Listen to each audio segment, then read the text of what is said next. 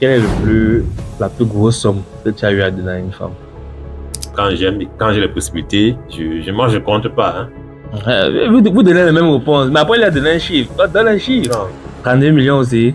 non, pas jusqu'à 32 millions quand Ah, même, hein. On se lance dans des disciplines qu'on ne maîtrise pas, au fond, et on se dit, il suffit d'aller lire deux ou trois vidéos sur YouTube et qu'on est bon. Je pense qu'aujourd'hui, je comprends mieux le fonctionnement du marché. Donc, je peux réellement expliquer à quelqu'un, à un jeune, comment le marché fonctionne et quelles sont les dispositions qu'il faut prendre pour éviter un certain nombre de désagréments. C'est vrai qu'il y a il y a le fondamental parce qu'il y a beaucoup de nouvelles qui influencent le marché. Mais lorsque le,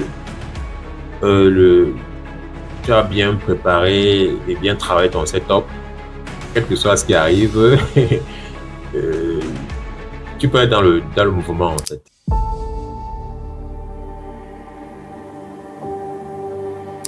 bonjour ou bonsoir, selon laquelle vous tombez sur cette émission.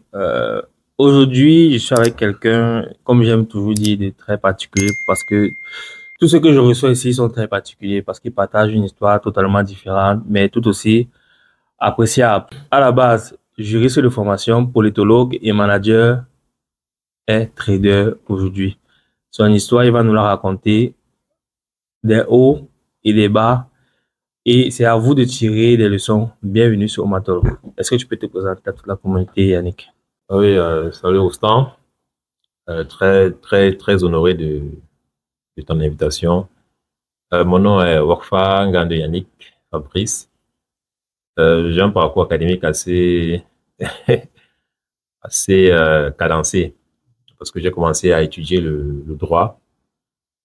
Puis, j'ai fait également des études en sciences politiques jusqu'en 2A. Bon, à l'époque, on parlait encore de 2A. Donc, après, je suis allé à l'ESSEC de Douala, où j'ai fait un master 2 en gestion, analyse et évaluation des projets. Donc, voilà un peu pour mon parcours académique. Après ce parcours, je me suis lié d'amour avec la crypto-monnaie et puis après le trading. Donc, c'est un peu ça pour mon parcours.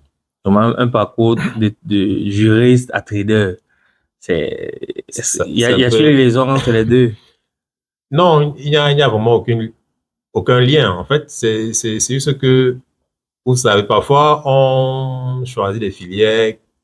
Parfois, c'est soit un coup de tête ou pour faire plaisir à un parent.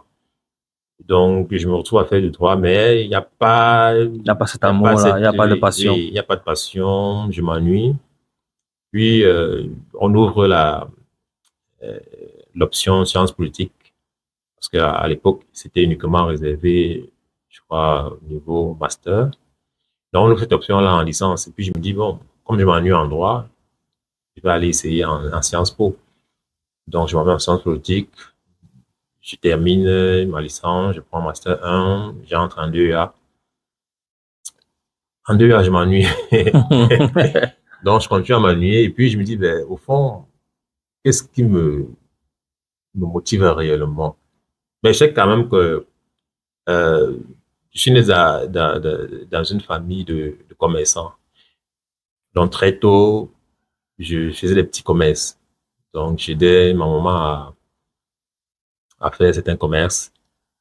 Et elle allait aussi en Chine. Donc, et quand elle rentrait de la Chine, au lieu d'aller m'asseoir dans la boutique avec elle pour vendre, moi, je préfère prendre des Les articles articles. et aller dans la rue tacler.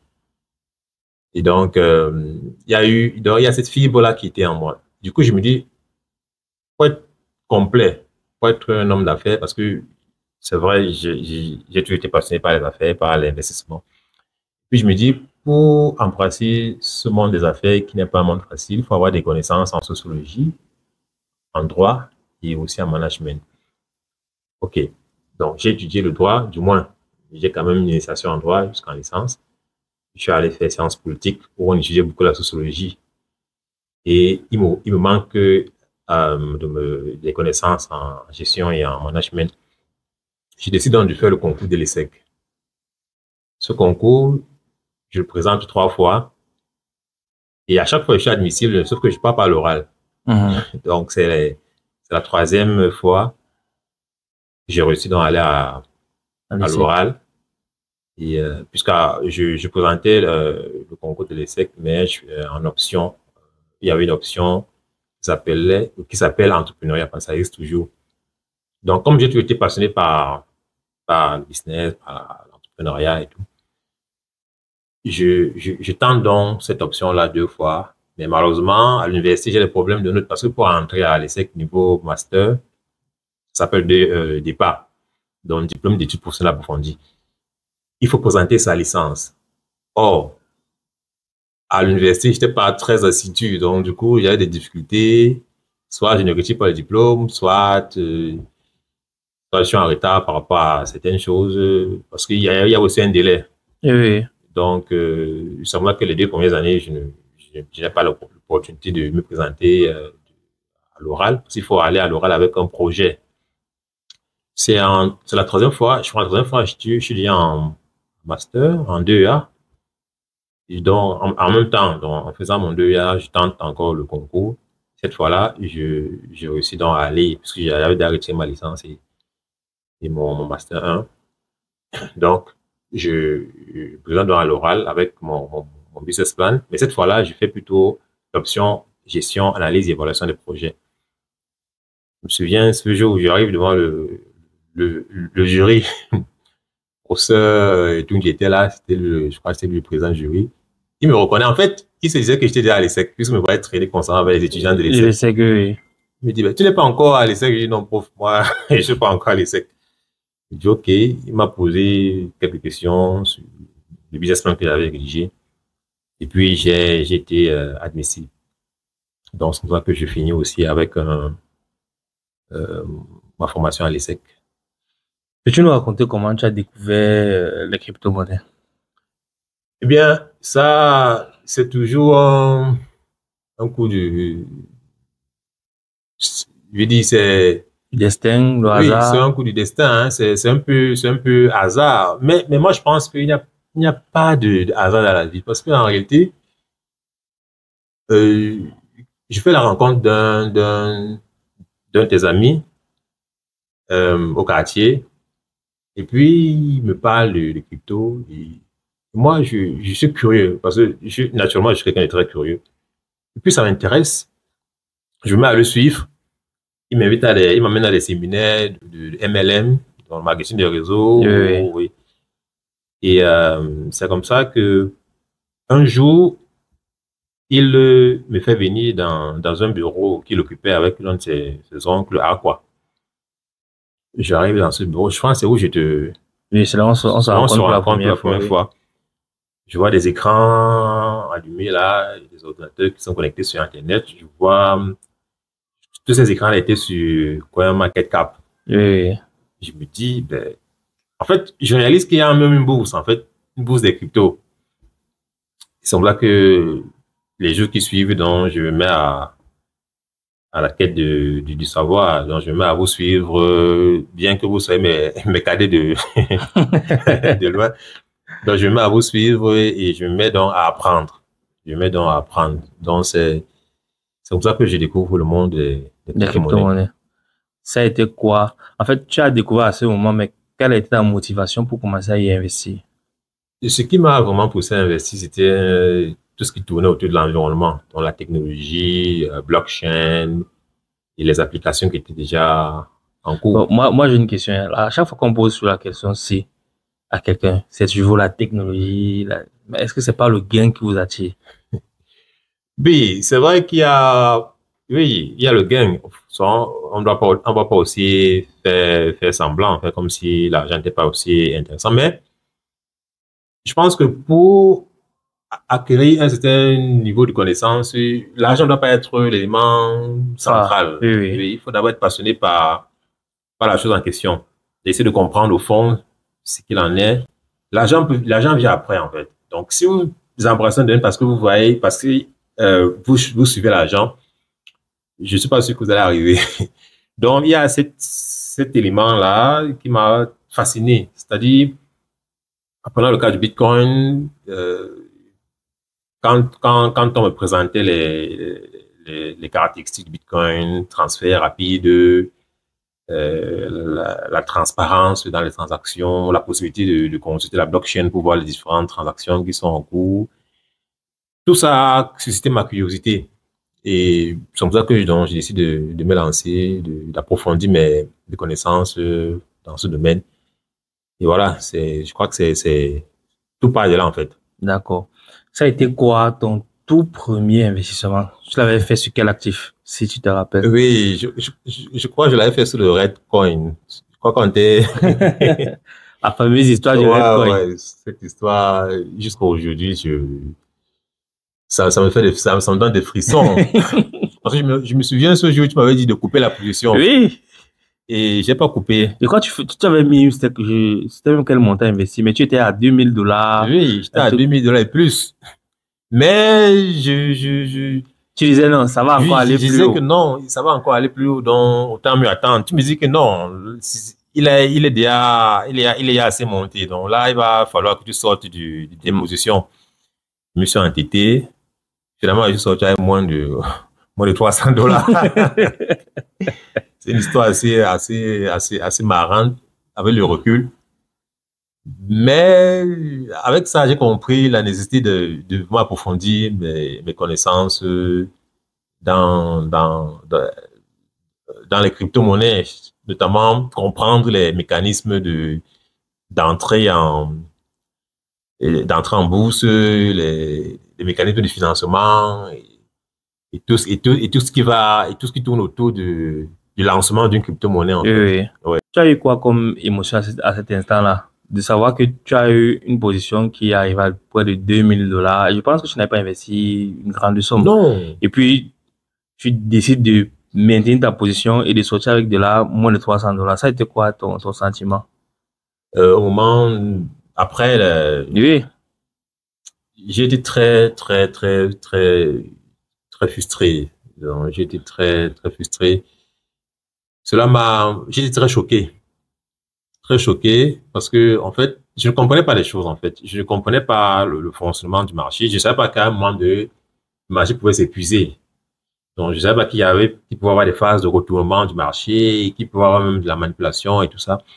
Donc, j'ai été très, très, très choqué. Mais au lieu de me décourager, cela m'a plutôt boosté davantage à Mhm. continuer à travailler, à me documenter. Tu as une formation de juriste, analyse de projet, mais est-ce que tu as des bases en finance poussées pour pouvoir comprendre le marché qui t'ont permis de te lancer effectivement sur les crypto-monnaies? Bon, durant mon cursus quand même à l'ESSEC, euh, nous avons fait beaucoup d'analyse financière, en fait. Mais sauf que ça ne me permettait pas vraiment de comprendre le fonctionnement du marché. Donc, il a fallu donc que je rentre dans des recherches personnelles, que j'aime me documenter et que je lise beaucoup sur la finance pour comprendre certains mécanismes dans le marché. Mais au fond, je n'ai pas une formation je ne suis pas financier de formation, en fait. Ça a été quoi le moment où tu t'es dit, en regardant cette activité, que tu peux réellement vivre de ça? Ça a été quoi ce moment-là?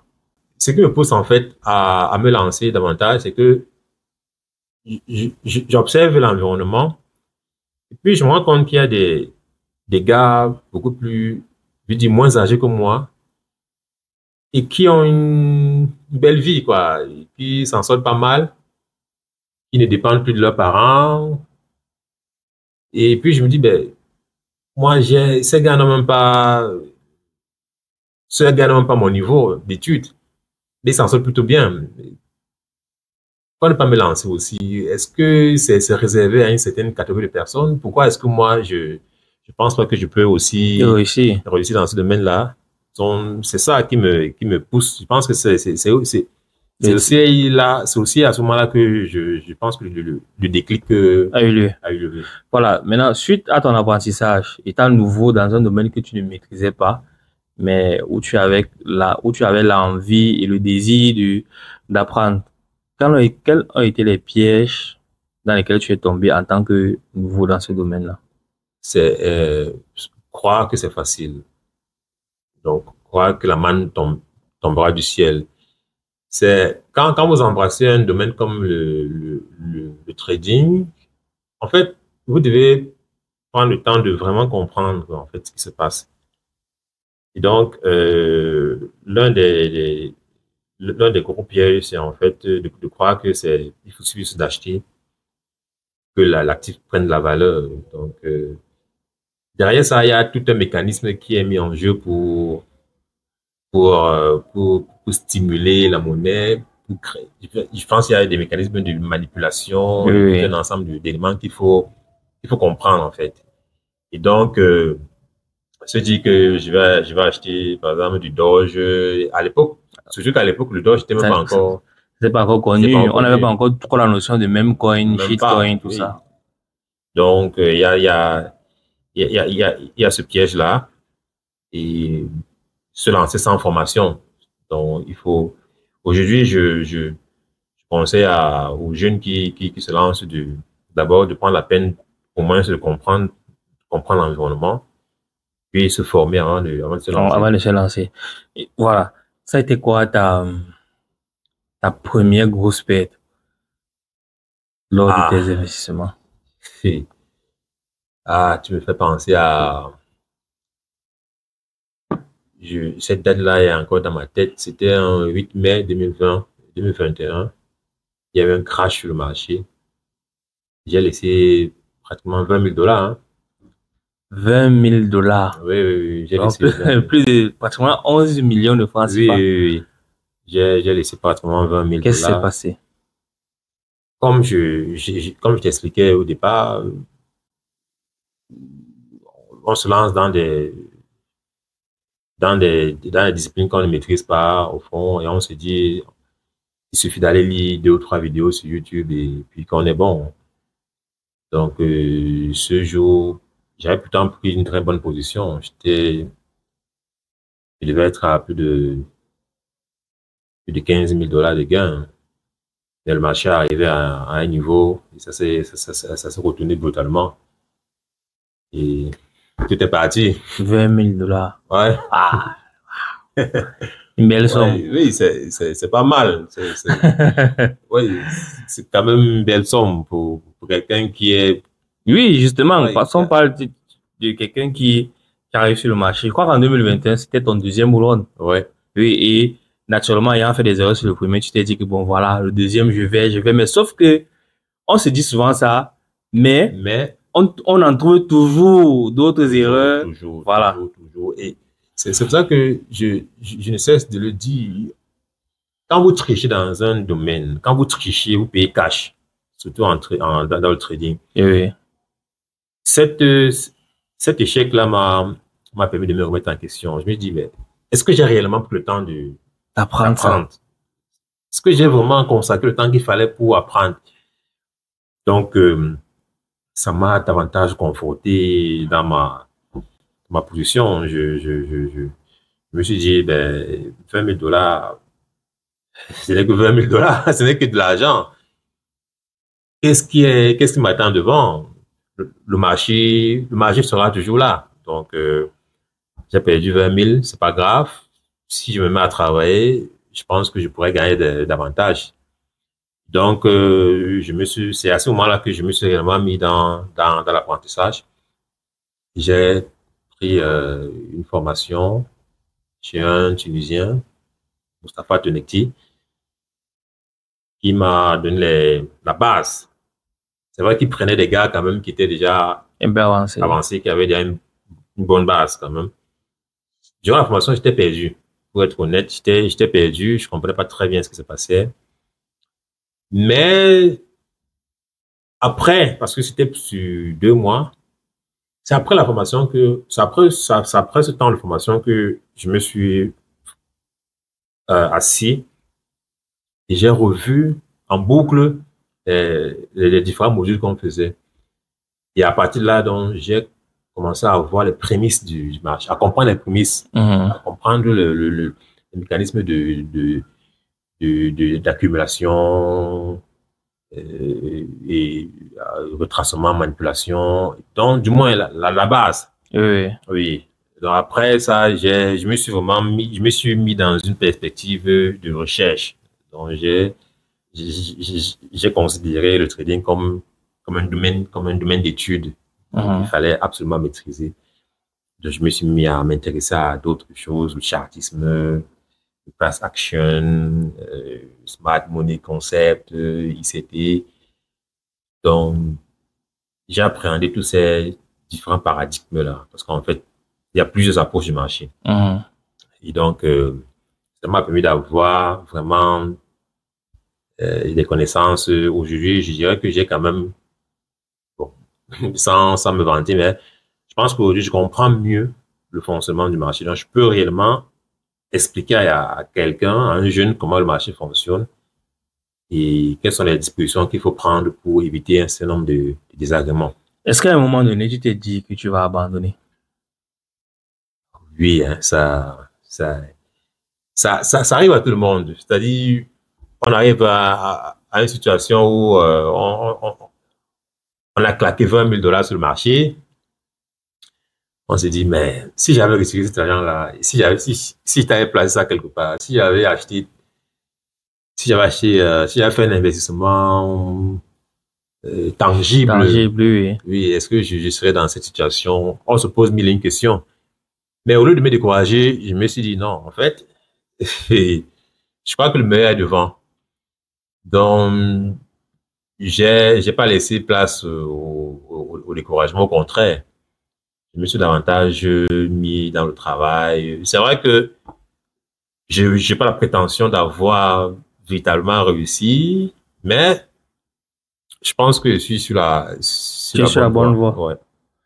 Tout à l'heure, tu as parlé d'Asher. Asher qui fait partie des influx Ah crypto. oui, les premiers influenceurs de Oui, la zone francophone. oui. Qu'est-ce que Ouais. tu penses des multiples inflations qu'on voit dans l'écosystème qui vantent parfois des projets énormément douteux?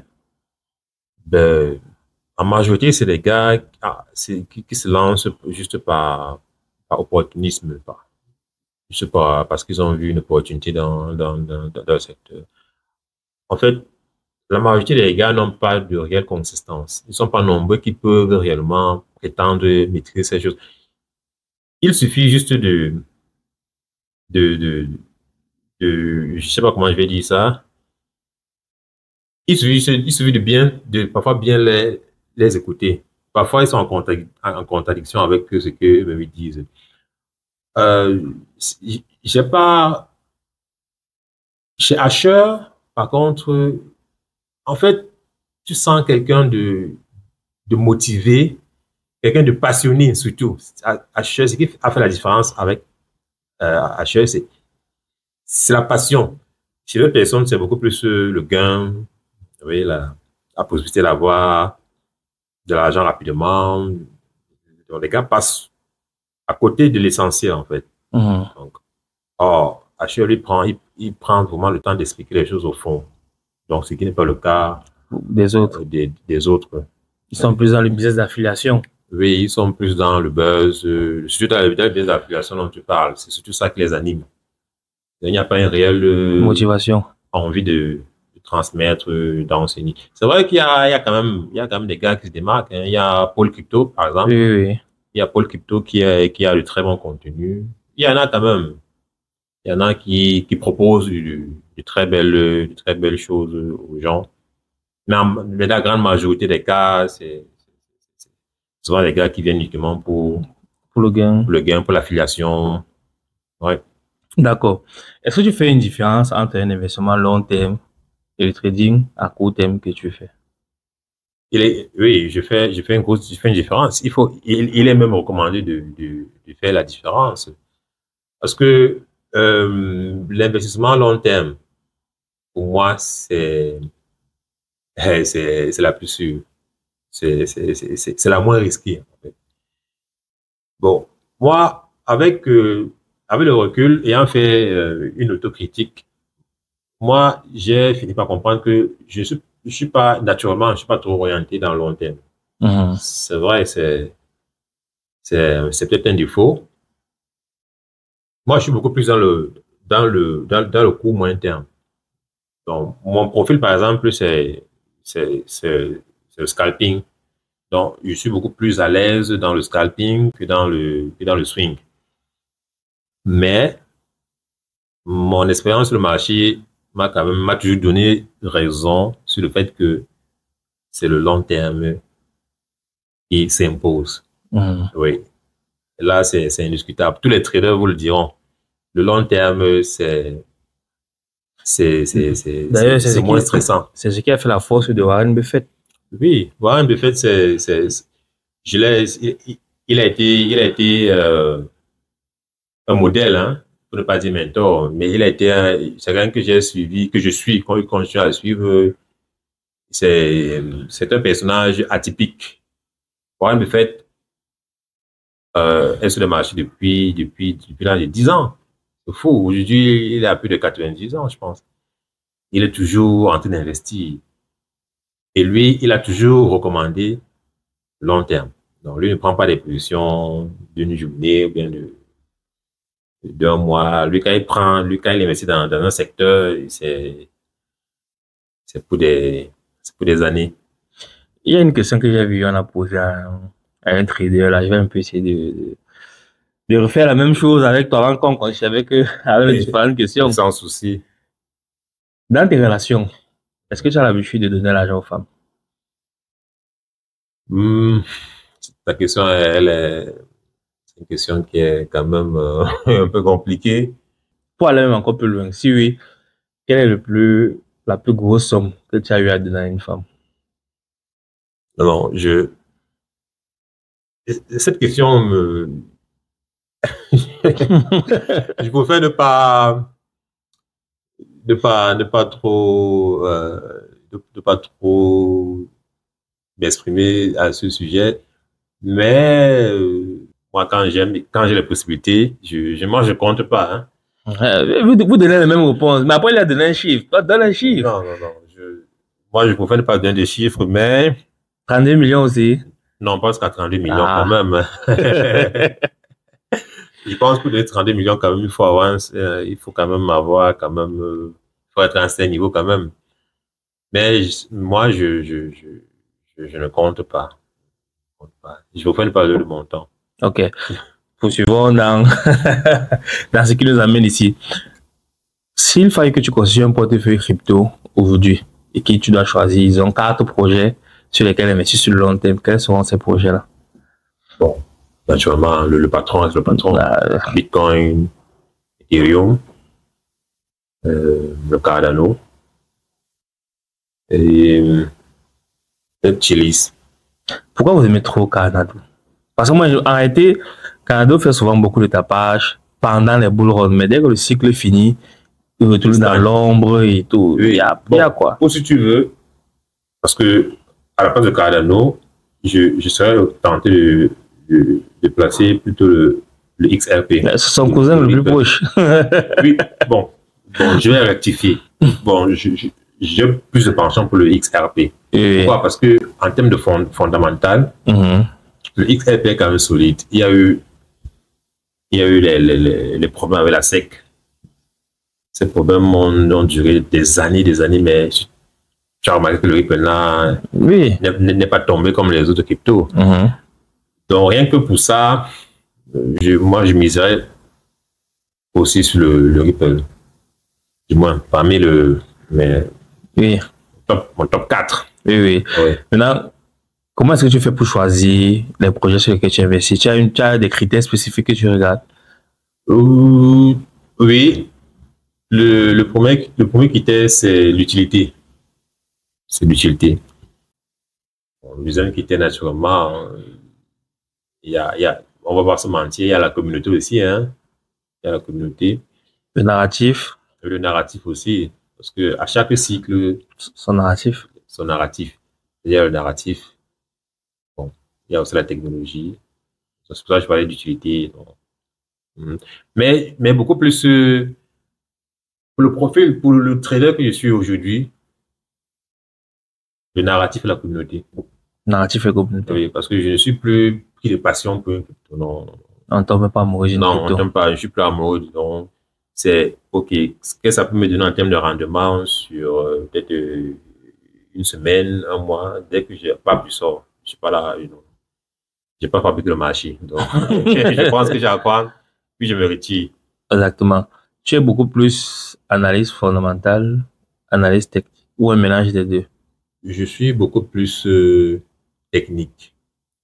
C'est vrai, je te disais tantôt, avant qu'on ne passe à l'antenne, que je m'intéresse depuis un moment aux indices américains surtout, et aussi au marché de l'or, Hmm.